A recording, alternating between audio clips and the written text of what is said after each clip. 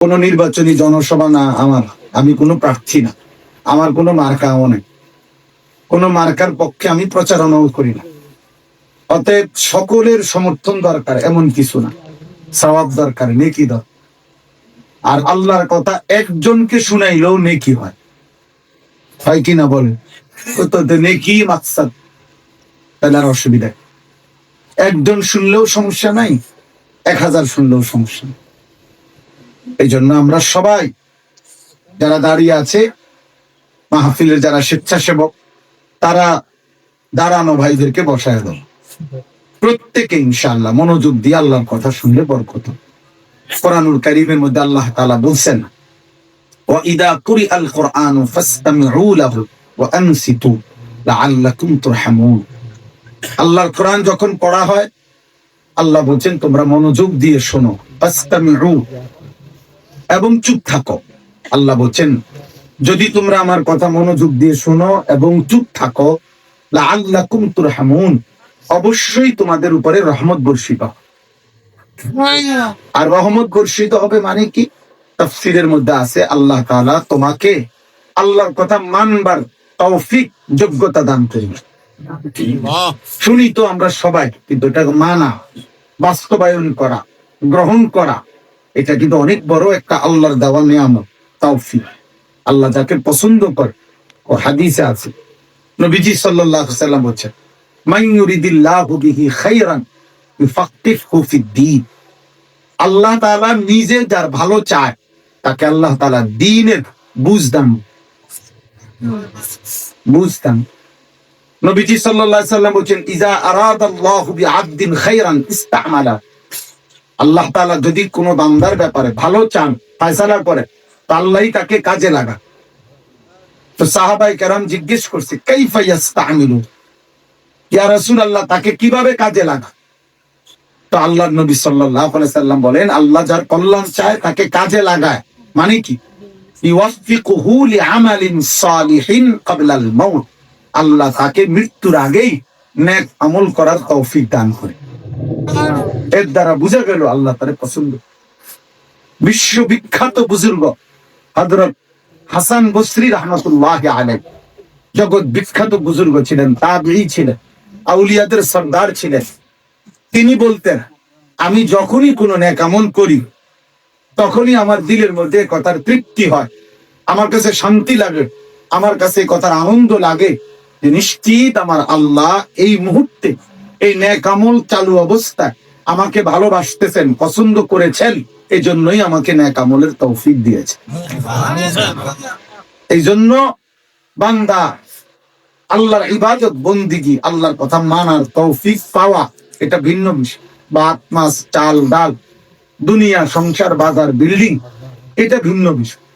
এটা আল্লাহ তাআলা ইমানদার কাফের মুশরিক বেঈমান হিন্দু বৌদ্ধ ইহুদি খ্রিস্টান নাস্তিক মুরতাদ আল্লাহকেই মানে না, এদেরকেও দিচ্ছে আমাদের চোখের সামনে। বাড়ি দালান বিল্ডিং ঘর সংসার স্ত্রী সন্তান টাকা পয়সা জায়গা জমি ক্ষেত ফসল খাদ্য খাবার আহার নিদ্রা ঘুম পেশাব পায়খানা যৌন চাহিদা পূরণ, এটা আল্লাহ তাআলা সকলকে দিচ্ছে। ইমানদার নাফরমান সবাই, অনুগত অবাধ্য সবাই, এমনকি জন্তু জানোয়ার, কুকুর বিড়াল শুকর গরু ছাগল, এগুলোও দুনিয়া ভোগ।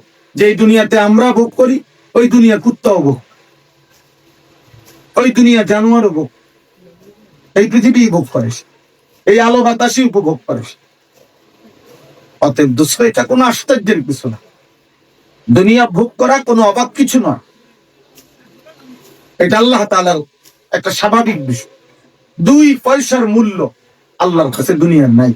নবীজি বলছেন, আল্লাহ নিজে বলছেন, ওমা হাযিহিল হায়াতুদ দুনিয়া ইল্লা লাহবুন ওয়া লাইব। আল্লাহ বলছে, বান্দা দুনিয়ার জীবন আর কিছুই নয়, শুধুই তামাশা, শুধুই খেলাধুলা। আল্লাহ তাআলা বলেন, ওয়ালা দারুল আখিরাতু খায়রুল লিল্লাযিনা ইয়াত্তাকুন। যারা আল্লাহকে ভয় করে তাদের জন্য আখিরাতের ঘর জান্নাত, সেটাই সর্বোত্তম। আল্লাহ তাআলা বলছে, ফামা মাতাউল হায়াতিদ দুনিয়া ফিল আখিরাতি ইল্লা কালিল। আখিরাতের তুলনায় বান্দা দুনিয়ার জীবন একদম সামান্য। দুনিয়া 60 বছর, দুনিয়া 120 বছর, আখিরাতের একদিন 50,000 বছর।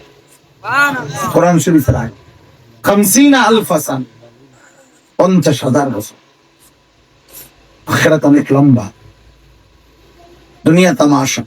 কোরআন সুন্নাহর বৈশিষ্ট্য হলো কোরআন এবং সুন্নায় দুনিয়াকে তুচ্ছ করে দেখাইছে, আখিরাতকে মহান করে দেখাইছে। নবীজি সাল্লাল্লাহু আলাইহি সাল্লাম বলছেন, লাউ কানাতিদ দুনিয়া তা'দিলু ইনদাল্লাহ মিসলা জানাহি বাউদা মা সাকা কাফিরাম মিনহা শারবাতাম মিন মা। দুনিয়া যদি আল্লাহর কাছে একটা মাছির ডানা পরিমাণ মূল্য থাকতো, তা আল্লাহর নবী বলেন আল্লাহ একটা বেঈমান নাফরমান পাপীকে আল্লাহর নাফরমানি করলে এক ঢোক পানিও পান করতে দিতেন না। বলতেন যে না দেব না, আমাকে সেজদা দাও নাই, আমি এক লোকমা খাবারও দেব। আল্লাহ বলে না, আমি এটা মনে করি না কিছু, এটা কিছুই না আমার কাছে, খাও। সেজদা দিলেও খাও, সেজদা না দিলেও খাও। দুনিয়া একটা দস্তরখান, আল্লাহ যেটা বিছায় রাখছে। আল্লাহ বলছে এই দস্তরখানে যার মন চায় সেই বসো। ইমানদার তুমিও খাওয়া, নাফরমান তুমিও খাও। সেজদা দিছো খাও, সেজদা দাও নাই অসুবিধায় খাও। আল্লাহ যেন বলতেছে বান্দা তাকায় দেখো, যেই মাটিতে বসে তুমি খাচ্ছ ওই মাটির আরেক পাশে কুত্তাও খাচ্ছে, শুকরও খাইতেছে, ওইদিকে দেখো, গরু ছাগলও খাইতেছে দেখো। তাহলে দুনিয়া জানোয়ারও ভোগ করছে। তুমি এর মধ্যে খুব একটা আশ্চর্য কি দেখো, বাতের মধ্যে একটা অবাক, ইট বালু সিমেন্টের মধ্যে একবার আশ্চর্য, এত মাটি এসে এখানে আহামরি অতিরিক্ত কি? 4 তলা বিল্ডিং এর বিশেষত্ব কি? 6 তলা বিল্ডিং এর গৌরব। ইউরোপ আমেরিকার মধ্যে 6 তলা বিল্ডিং এর মধ্যে তো ছাগলও ফালেন। 80-90 লাখ টাকা দামের গাড়ি দিয়ে ওরা ছাগলের ঘাস টানা।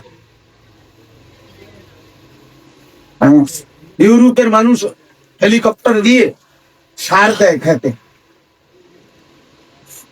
আমি পরিচিত, আমার মানুষ আছে জানি, ওনারা বলছে হেলিকপ্টার দিয়ে সার দেয় ইটালিতে, অস্ট্রেলিয়াতে। তো দুনিয়া কাফের বেঈমান তো আমাদের চেয়ে বেশি ভোগ করছে। আল্লাহকে চিনা, আল্লাহকে মানা, আল্লাহর গোলামি করা, আখিরাতের কথা ফিকির করা, নিজেকে চিনা, মালিককে চিনা, খোদার কসম এটা হচ্ছে জীবনের বড় পাওয়া। বাপ কতটি খাওয়ান কোন আশ্চর্য, আমনেতে বালা খানা জানোয়ারেও খা। জানোয়ারের কোন খাবারের মধ্যে ফরমালিন নেই, আমাদের খাবারে ফরমালিন আছে। বাঘের খাবারের মধ্যে কোনো ফরমালিন, সিংহের খাবারের মধ্যে কোনো ফরমালিন নেই, কোনো ভেজাল নেই। কারো সাহসও কুলাবে না বাঘের গোশতের মধ্যে ফরমালিন মিশাবে কে।